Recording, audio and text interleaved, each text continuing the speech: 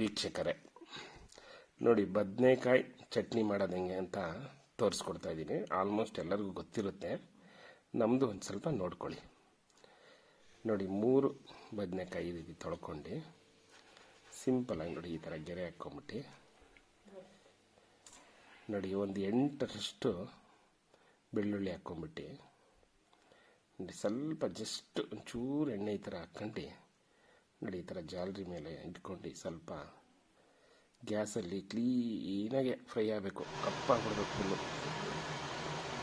Paper ಥರ ಆಗಿಬಿಡ್ಬೇಕು ಒಂದು. ನೋಡಿ ಈ ಥರ ಅರ್ಧ ಆಗಿದೆ ನೋಡಿ, ಫುಲ್ ಆಗೇ ಹೋಗುತ್ತೀಗ. ನೋಡಿ ಆಗೋಯ್ತು. ರೊಟೇಟ್ ಮಾಡ್ತಾಯಿದ್ದೀನಿ ನೋಡಿ ಹೆಂಗಾಗಿದೆ. ಕುಡ್ಕುರೆ ಬಿದ್ದೋಗ್ಬೇಕು ಹಂಗೆ ಮೇಲ್ಗಡೆ ಪೇಪರ್ ನೋಡಿ ಹಂಗಾಗಿದೆ. ನೋಡಿ ಈ ಥರ ತೆಕ್ಕೊಂಡು ಕ್ಲೀನಾಗಿ ತಟ್ಟೆಗೆ ಇಟ್ಕೊಂಡು ನೋಡಿ ಬಿಸಿ ಇದೆ, ಸಿಪ್ಪೆ ಸುಲ್ಕೊಳಕ್ಕಾಗಲ್ಲ ಈಗಲೇ. ನೋಡಿ ಮೆಣಸಿನ್ಕಾಯಿ ಈ ಥರ ಸುಮ್ಮನೆ ಜಸ್ಟ್ ಸ್ವಲ್ಪ ಅದೇ ಬೆಂಕಿಲಿ ಈ ರೀತಿ ಇಟ್ಕೊಂಡ್ಬಿಟ್ಟು ನೋಡಿ ಹಾಗೆ ಹೋಯ್ತು, ತಣ್ಣಗಾಗಿದೆ. ಈ ರೀತಿ ಸಿಪ್ಪೆನ ಕ್ಲೀನಾಗಿ ತೆಕ್ಕೊಂಡು ಒಂಚೂರು ತೊಳ್ಕೊಬೇಕು, ಮಾತ್ರ ಕಪ್ಪಾಗಿರುತ್ತೆ. ನೋಡಿ ಈ ರೀತಿ ಕಟ್ ಮಾಡ್ಕೊಂಡು ಕ್ಲೀನಾಗೆ ನೋಡಿ ಬೆಳ್ಳುಳ್ಳಿ ಎಲ್ಲ ಸೈಡಿಗೆ ಇಟ್ಕೊಂಡು ಮಿಕ್ಸಿಗೆ ಒಂಚೂರು 1 ಕಪ್ಪು ಕಾಯಿ ಅಷ್ಟೇ, ಕೊತ್ತಂಬರಿ ಸೊಪ್ಪು, ಸುಟ್ಟಿದ ಬೆಳ್ಳುಳ್ಳಿ, ಉಪ್ಪು, ನೋಡಿ ಮೆಣಸಿನ್ಕಾಯಿ ಒಂದು 8 ಮೆಣಸಿನ್ಕಾಯಿ, 1 ಬದನೆಕಾಯಿ 3 ನೋಡಿ. ನೋಡಿದ್ರ ನೈಸ್. ಆಮೇಲೆ ಹಾಕ್ಕೊಬೇಕು ನೀವು ಹುರ್ಕೊಂಡಿರೋಂಥ ಬದನೆಕಾಯಿ ಸುಟ್ಕೊಂಡಿರೋದು ನೋಡಿ ಈ ಥರ ಹಾಕ್ಕೊಂಬಿಟ್ಟು ಸುಮ್ಮನೆ ಮಿಕ್ಸಿಗೆ ನೋಡಿ ಜಸ್ಟ್ ಇಷ್ಟೇ.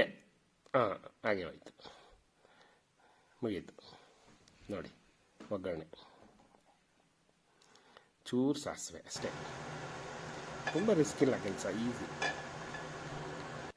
ಸಿಂಪಲಾಗಿ ಮಾಡೋದಷ್ಟೇ. ಮಾಡಿ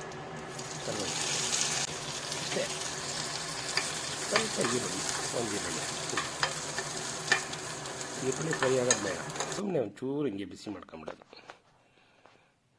ನೋಡಿ ಇಷ್ಟೇ. ನೋಡಿ ಆಗೋಯ್ತು. ಚಟ್ನಿ ಹಾಕ್ತಾಯಿದ್ದೀನಿ ನೋಡಿ, ರುಬ್ಬಿಟ್ಕೊಂಡಿದ್ದು ನೋಡಿ. ಸುಮ್ಮನೆ ಬಿಸಿ ಬಿಸಿ ಏನು ಮಾಡೋದು ಬೇಡ, ಹಸಿಲೆ ಹೆಂಗೆ ಕಲಿಸ್ಕೊಂಬಿಡೋದು ಒಗ್ಗರಣೆ. ಇದೆ ಕಲರ್ ನೋಡಿ, ಚಟ್ನಿ ನೋಡಿ ರೊಟ್ಟಿಗೆ ಸೂಪರ್ ಬಿಡಿ. ಅಕ್ಕಿ ರೊಟ್ಟಿ, ರಾಗಿ ರೊಟ್ಟಿ ಏನಾದ್ರು ಮಾಡ್ಕೊಳ್ಳಿ, ಅಕ್ಕಿ ರೊಟ್ಟಿ ತುಂಬ ಚೆನ್ನಾಗಿರುತ್ತೆ ನೋಡಿ. ಸ್ಪೆಷಲಿ ಅಕ್ಕಿ ರೊಟ್ಟಿ ಅಂತೂ ತುಂಬ ಚೆನ್ನಾಗಿದೆ.